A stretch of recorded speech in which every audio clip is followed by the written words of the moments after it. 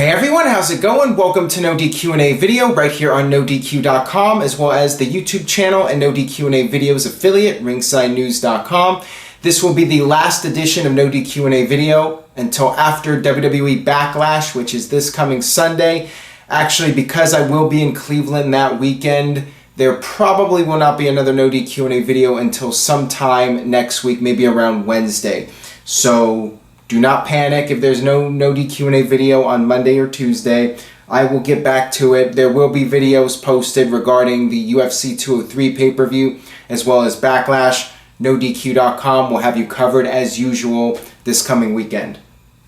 With that being said, let's get down to your questions now. First one today comes from SmartMark99. From the latest episode of Raw, is Seth Rollins now a babyface or is he undergoing more of a slow burn turn? Best I can tell, he's now officially a babyface. There's nothing to indicate that he's still a heel. The fact is, the fans are going to cheer for him one way or another, and I think it would be stupid to keep him as a heel at this point. The fans want to cheer for him.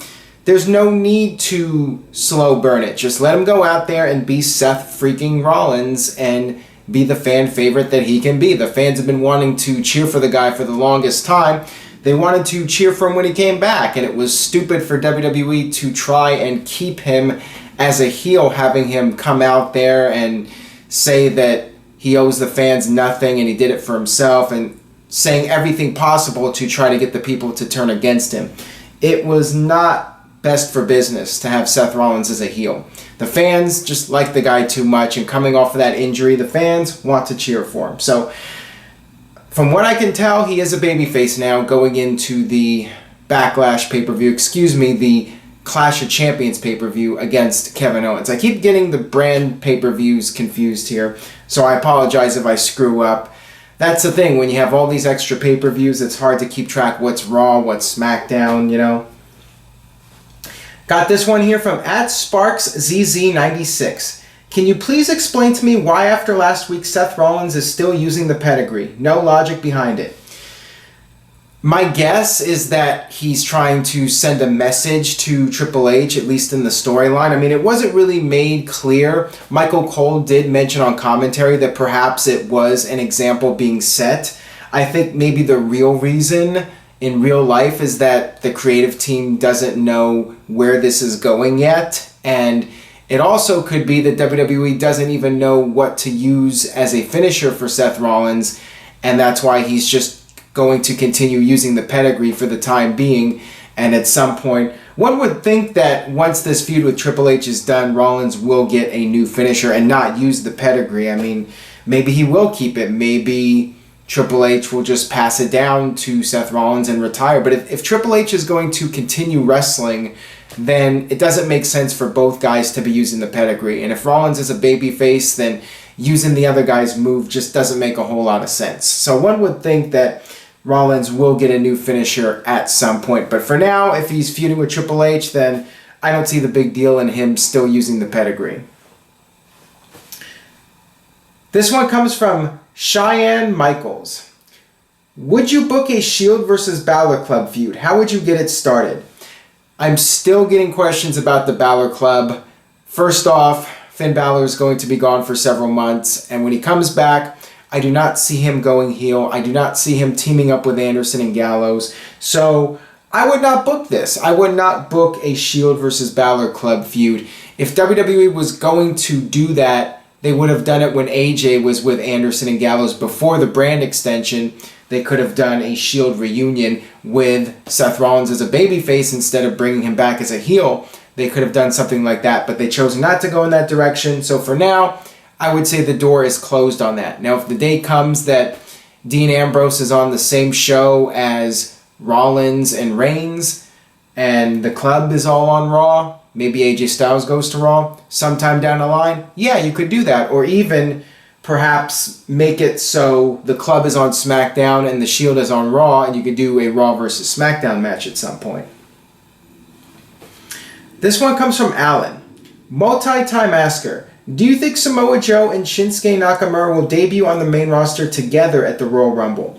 Not together. I think that would be a mistake to debut both guys at the same time, because it just waters down the debut for both guys. You want one guy to come in and have all the attention drawn to him.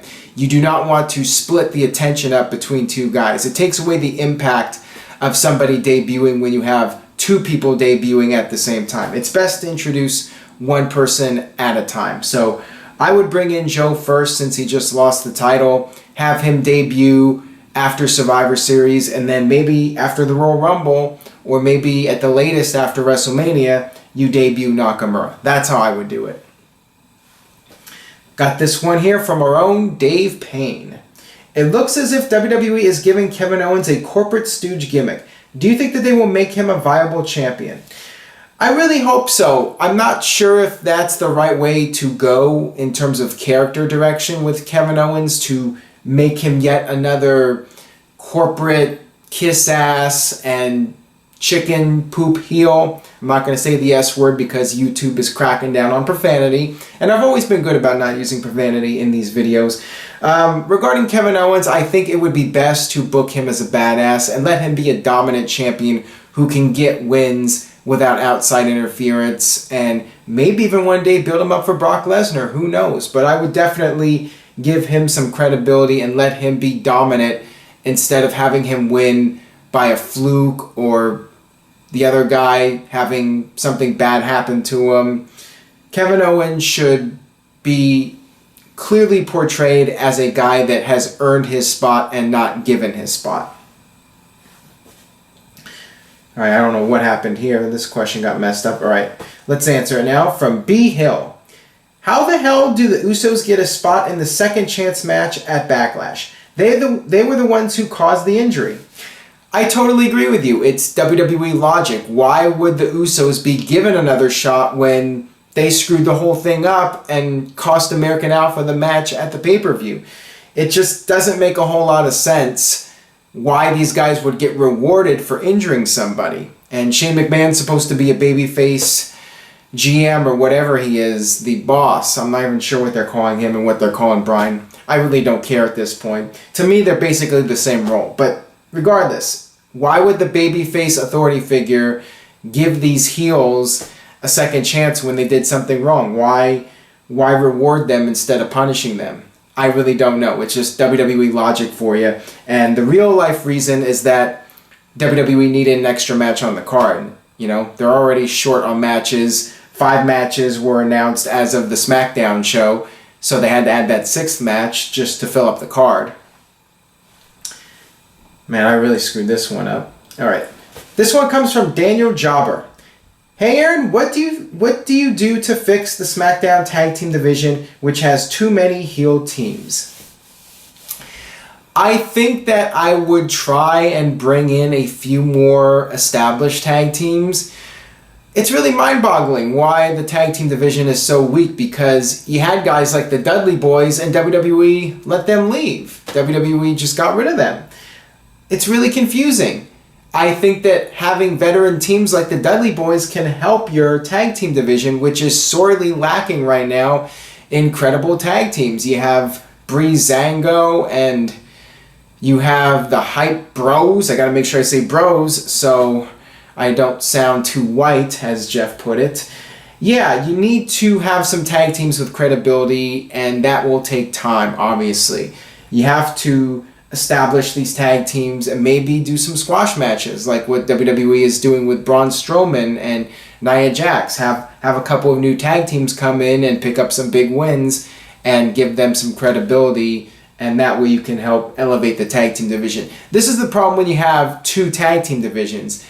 They both get watered down as a result, and it's really difficult to build credible divisions on both sides. Got this one here from Andrew. Do you see Zack Ryder turning heel to join up with the Curt Hawkins? What I could see happening maybe is the 3 of them end up together as a faction. You could have Zack Ryder, Curt Hawkins, and Mojo Rawley together as a faction. And yeah, maybe turn them heel. Zack Ryder's really going nowhere as a babyface. Same thing with Mojo Rawley. Maybe a heel turn would be beneficial to all three of them, and putting them together as a faction might be the best thing for all three of them. The only problem is WWE could do that and then they get the 3MB treatment where they're just seen as a joke and they really go nowhere. So time will tell. It's not just a matter of Ryder turning heel or teaming up with somebody. It's a matter of building up his character and giving people a reason to care about him. This one comes from I Am Mr. R. Is it just me, or is Nia Jackson Strowman killing the jobbers annoying and Raw needs more divas? Neither brand needs more divas. I think both brands need more women wrestlers. Now, regarding Nia Jax and Strowman in the squash matches, I like them. I'm a fan of the squash matches. I'm glad they were brought back. I think it's something different that we haven't seen in a long time. And I like the fact that local talent are getting opportunities that they would not get otherwise. Like for the Milkman, for example. I'm friends with him on Facebook, and that was a huge moment for the guy. He got all this attention. He got to be on national television, and it has motivated him to work harder and try and get a permanent spot perhaps someday on the WWE roster. I think it's great for the indie guys and the local talents to be able to get the TV exposure and get the TV time, and that helps motivate them. So I see it as a positive. I think it's great so far. I'm not annoyed with it in the least. Got this one here from Brian B. Do you think the NWO would have had the same popularity if Hulk Hogan never showed up to Bash at the Beach and Sting was made the leader? I definitely feel it would not have been as successful without Hogan. Hall and Nash were a major factor in the coolness of the NWO, but Hogan really brought the star power, and the Hogan heel turn is what generated the headlines and really got people talking about WCW. I mean, it was a huge deal when Hogan turned heel. It was something people had been wanting to see for years, and it really made the NWO this instant force, Hogan's name being attached to it, and that's what really helped make the NWO work. So it's the combination. It's the combination of Hall and Nash and Hogan together to make this super group that was threatening the very existence of WCW. It definitely would not have been as successful with Sting as the leader or Lex Luger as the leader, as was rumored at the time. Got this one here from Calvin Bowman. Hey Aaron, I watched No Mercy from 1999. It was a great show. What was your favorite match from that show? And he used the hashtag PAIV1, which, by the way, Calvin, I know you've sent me questions in the past, so nice try with that, but I'll go ahead and answer this one anyways. Easily the ladder match between the Hardys and Edge and Christian for the services of Terry. That was a match that really changed the careers of all four participants. It was a career-defining moment for all four guys, and I've talked about it in previous videos. That match put them on the map, and to watch that match is fascinating because the crowd was dead at the beginning, but by the end the match was just so damn great that the fans had turned a 180 and gave all four guys a standing ovation when it was over. Really incredible match to watch. Highly recommend seeing it if you haven't already, which I'm sure most of you have, but if you haven't, go check it out now. This one comes from Joseph Allen. With Rusev on his honeymoon, does this mean that there will no longer be a U.S. Championship match at Clash of Champions? That's what it's looking like at this point. Now, there's always a possibility WWE could throw something together at the last minute, as they're known to do quite often. It's not looking like we're going to see Rusev versus Reigns at Clash of Champions. It's looking more like Reigns will either be in the title match or more likely he goes up against somebody like Chris Jericho. Jericho could cost Reigns the match on Raw and set that up. That's what it's looking like at this point. Rusev is on a 1-month honeymoon, which is funny because you're supposed to defend the title every 30 days, right? But of course, WWE changes the rules as they see fit and will just most likely ignore this instance of the 30-day clause. This one comes from Joshua. If you could choose two guys to have a best of 7 series with, who would you choose and why? I think I would go with Sami Zayn versus Kevin Owens. I think that those two are incapable of having a bad match, and that's one feud I could probably watch forever. I'm thinking of the types of matches where the fans will chant "Fight Forever." That would be a great one. Nakamura versus Sami Zayn, AJ Styles versus Nakamura, AJ Styles versus Seth Rollins. There's a lot of them that I think would make great best of 7 series. This one comes from Grant. Hey Aaron, what are your thoughts on having an Elimination Chamber match at WrestleMania? That's a very interesting concept. We have not seen the Elimination Chamber at all in 2016. Does this mean WWE is saving it for next year's WrestleMania? Who knows? I mean, that would be really cool to see. We have not yet seen an Elimination Chamber match at WrestleMania. We did see Hell in a Cell last year and a few years before that. So yeah, that might be something really cool to do for this year's WrestleMania. For the first time ever at WrestleMania, an Elimination Chamber match. And that would give a lot of guys a top spot at WrestleMania. So it would be great for morale because you get a number of guys getting that high profile match. And you have a cool stipulation at WrestleMania, which we haven't seen before. An Elimination Chamber match in front of 70,000 people. So I'm all for the idea. I definitely think WWE should consider doing it for next year's WrestleMania. But then again, you know, that is an expensive setup, especially in a big stadium like that. So, you know, who knows if that's going to be something that they'll spend the money on. But I think they should. I think it's worth it, whatever the cost is.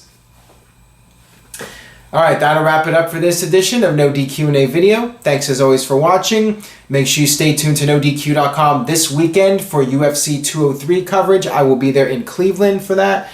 Also, check out NoDQ.com for coverage of WWE Backlash. I will be providing play-by-play coverage as usual, both on NoDQ.com and Twitter.